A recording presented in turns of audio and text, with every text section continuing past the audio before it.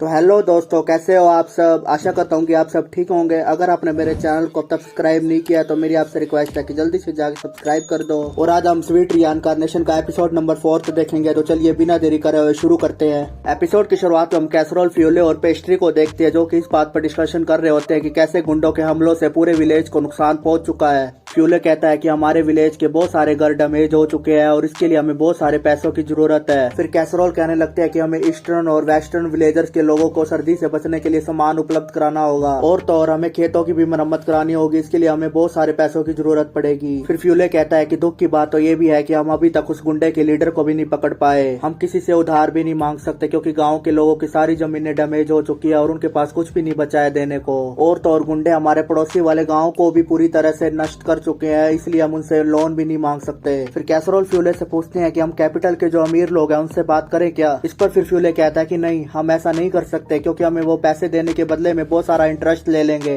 फिर पेस्ट्री अपने dad casserole से कहने लगता है कि क्या हम आपके और जो मोम के साइड के रिश्तेदार हैं उनसे हम मदद नहीं मांग सकते।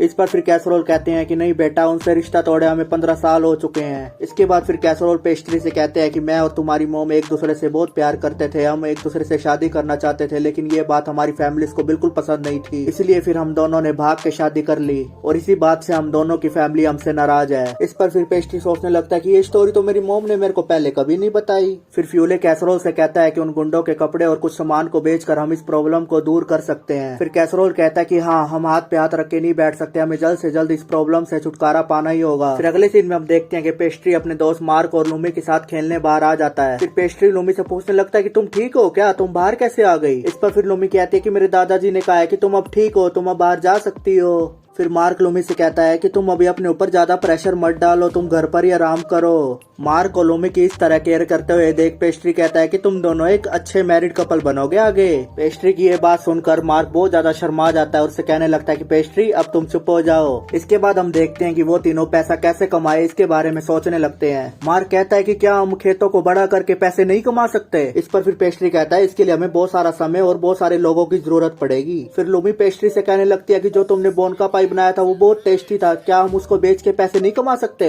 इस पर फिर पेस्ट्री कहता है कि तुम्हारा आइडिया तो अच्छा है, लेकिन जो बोन का पाई में बनाने के लिए सामान लगेगा हम उसे अभी अफोर्ड नहीं कर सकते। फिर मार्क पेस्ट्री से कहता है कि तुम तो मैजिक यूज करते हो, क्या तुम हमें मैजिक सिखा सकते हो। फिर पेस्ट्री कहता है कि अगर मैं मैजिक को यूज कर पाता तो मैं बहुत कुछ बड़ा कर देता और इससे मैं बहुत ज्यादा अमीर हो जाता और रोज यमी यमी फूड खाता। इसके बाद फिर लूमी मार्क से कहती है कि ये इम्पॉसिबल है, अगर तुम मैजिक सीख भी लेते हो तो तुम इसे मास्टर नहीं कर पाओगे। इसके बाद हम देखते हैं कि इसी बात पर मार्क और लूमी का झगड़ा हो जाता है। लूमी मार्क से कहने लगती है कि अगर तुम फायर वाला मैजिक करोगे तो तुम अपना याद जला बैठोगे और तो और तुम बहुत ज्यादा स्टूपिड भी हो। इसे सुनकर फिर मार्क बहुत ज्यादा गुस्सा हो जाता है और लूमी से कहने लगता है कि तुम मेरा मजाक क्यों उड़ा रही हो। फिर उन दोनों के इस झगड़े के बीच में पेस्ट्री भी आ जाता है और उनको चुप कराने लगता है। इसके बाद फिर लूमी पेस्ट्री से कहने लगती है कि क्या तुम मुझे अपना मैजिक दिखा सकते हो, मैंने पहले कभी तुम्हारा मैजिक नहीं देखा। इस पर फिर पेस्ट्री कहता है कि अच्छा चलो बेसिक से स्टार्ट करते हैं, तुम दोनों को जो चीज भी पसंद हो उसे ग्राउंड में ड्रॉ करके दिखाओ। इसके बाद हम देखते हैं कि मार्क और लूमी ग्राउंड में अपनी ड्रॉइंग करने लगते हैं। हम देखते हैं कि मार्क ग्राउंड में एक ड्रैगन को ड्रॉ करता है जो कि बिल्कुल भी ड्रैगन जैसा नहीं दिख रहा होता और दूसरी तरफ लूमी ग्राउंड में एप्पल को ड्रॉ करती है, जिसे देखकर मार्क बहुत ज्यादा हंसने लगता है और कहता है कि ये तो बिल्कुल स्नेक जैसा लग रहा है, ये क्या बना दिया तुमने। इसी बात पर फिर दोनों में दोबारा से झगड़ा शुरू हो जाता है। इसके बाद हम देखते हैं कि पेस्ट्री अपना मैजिक दिखाने लगता है। जो मार्क और लूमी ने ग्राउंड में बनाया होता है उनको पेस्ट्री दोनों के हाथों में कॉपी कर देता है। हम देखते हैं कि मार्क के हाथ में ड्रैगन छपा होता है और लूमी के हाथ में एप्पल।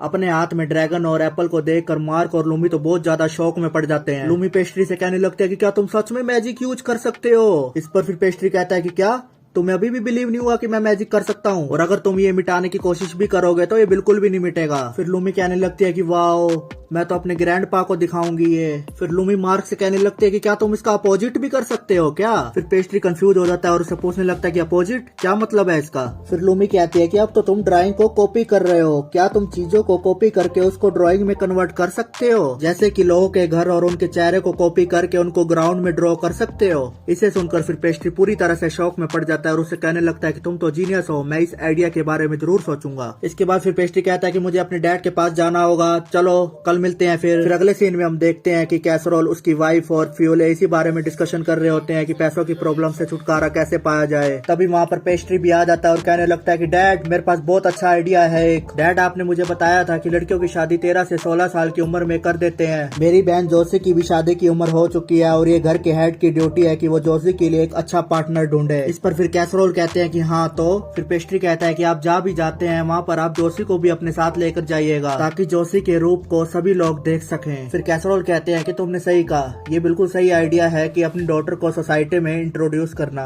लेकिन सबसे अच्छा आइडिया होगा कि रॉयल बैंक्वेट में उसको इंट्रोड्यूस करना। लेकिन जो रईस लोग हैं वो बहुत दूर रहते हैं, वो बवल्डिया में नहीं आ पाएंगे, ट्रेवलिंग करना उनके लिए बहुत खतरनाक हो सकता है। फिर पेस्ट्री कहता है कि जो अमीर लोग होते हैं उनके ट्रिप बहुत ज्यादा एक्सपेंसिव होते हैं, वो ऐसे ही अपने पैसे उड़ाते रहते हैं इधर उधर, तो मैं कुछ ऐसा सोच रहा था कि मैं उनको कुछ बेच के पैसे कमा सकूं। इसके बाद हम देखते हैं कि पेस्ट्री एक बोर्ड पर अपनी मॉम की फोटो को कॉपी कर देता है। उस फोटो को देखकर कैसरोल और फ्यूले पूरी तरह से शौक में पड़ जाते हैं। पेस्ट्री की मॉम उस फोटो को देखते हुए कहती है कि ये मैं हूँ, ये तो बिल्कुल आईने जैसा दिख रहा है। फिर पेस्ट्री कहता है कि कैसा रहेगा कि जो लोग अपनी शादी के लिए पार्टनर ढूंढ रहे हैं हम उन लोगों को ये फोटो को बेचे। इस पर फिर फ्यूले कहता है कि इससे पेस्ट्री के मैजिक वाला सीक्रेट रिवील नहीं हो जाएगा। फिर कैसरोल कहता है कि नहीं, ऐसा कुछ नहीं होगा, हम लोगों को बता देंगे कि पेस्ट्री सिर्फ अपनी पावर से पिक्चर को बना सकता है। इसके बाद हमें काउंटी ऑफ रेड्स की जगह का सीन दिखाया जाता है जहाँ के सारे सोल्जर्स पेस्ट्री और कैसरोल के आने की तैयारी कर रहे होते हैं। उनमें से एक सोल्जर कहता है कि हमारे यहाँ पर 2 गेस्ट आ रहे हैं, इसलिए लेडी रीड्स ने हमें ऑर्डर दिया है कि हमने उनका स्वागत करना है। हम देखते हैं कि पेस्ट्री और कैसरोल घोड़े पर सवार होकर वहाँ पर आ जाते हैं। फिर वहाँ पर कैसरोल अपना इंट्रोडक्शन देने लगता है, कहता है कि मेरा नाम कैसरोल है, मैं मोर्टिन से आया हूँ। और दूसरी तरफ लेडी रीड्स भी अपनी विंडो से उनको देख रही होती है। इसके बाद फिर एक सोल्जर कैसरोल और पेस्ट्री को लेकर लेडी रीड्स के रूम में आ जाता है। फिर लेडी रीड्स कैसरोल से कहती है कि तुम्हारा हमारे घर में स्वागत है, और फिर कैसरोल भी लेडी रीड्स को ग्रेड करता है। फिर वहाँ पर पेस्ट्री मन ही मन में सोच रहा होता है कि हमारा मेन मकसद तो यही है, जो गुंडों के द्वारा डैमेज किया गया है उसको भुगतान करना,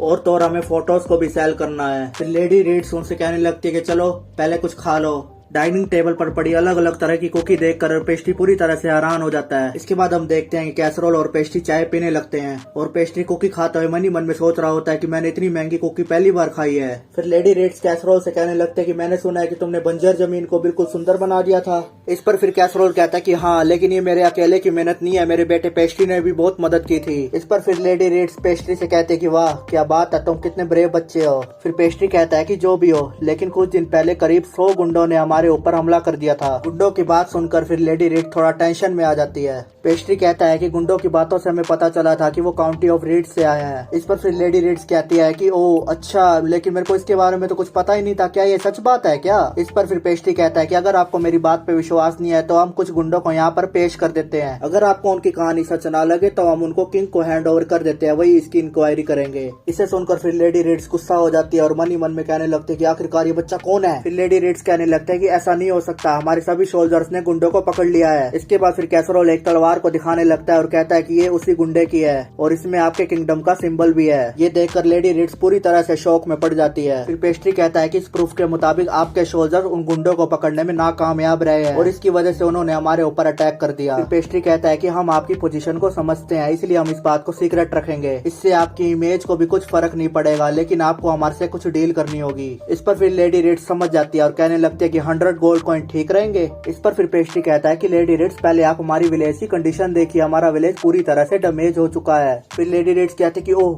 तुम कितने चालाक हो, लगता ही नहीं तुम एक छोटे बच्चे हो, चलो 130 गोल्ड कॉइन कैसे रहेंगे। फिर इसके बाद फिर at the end 150 gold coin पे बात बन जाती है। इसके बाद फिर लेडी रीड्स इस डील के कॉन्ट्रैक्ट पे साइन कर देती है। फिर लेडी रीड्स पेस्ट्री से कहती है कि तुम नॉर्मल बच्चे तो नहीं लग रहे, तुम्हारा नाम क्या है? इसके बाद फिर पेस्ट्री अपना इंट्रोडक्शन देने लगता है, कहता है कि मेरा नाम पेस्ट्री है। फिर कैसरोल कहने लगते हैं कि हमें एक और काम भी है, हमें यहाँ से चलना होगा। फिर पेस्ट्री मन ही मन में कहता है कि ओह मैं लेडी रीड्स को गिफ्ट देना तो भूल ही गया। फिर वो लेडी रीड्स की शक्ल को एक रुमाल में कॉपी कर देता है और लेडी रीड्स को दे देता है। रुमाल में अपनी फोटो को देखकर लेडी रीड्स बहुत ज्यादा शौक हो जाती है और पेस्ट्री को थैंक यू कहने लगती है। इसी के साथ हमारा ये एपिसोड खत्म हो जाता है। अगर आपको वीडियो अच्छी लगी हो तो मुझे सपोर्ट करें और चैनल को सब्सक्राइब करके जरूर जाए। तो हम फिर मिलेंगे अगले एपिसोड के साथ। Thank you.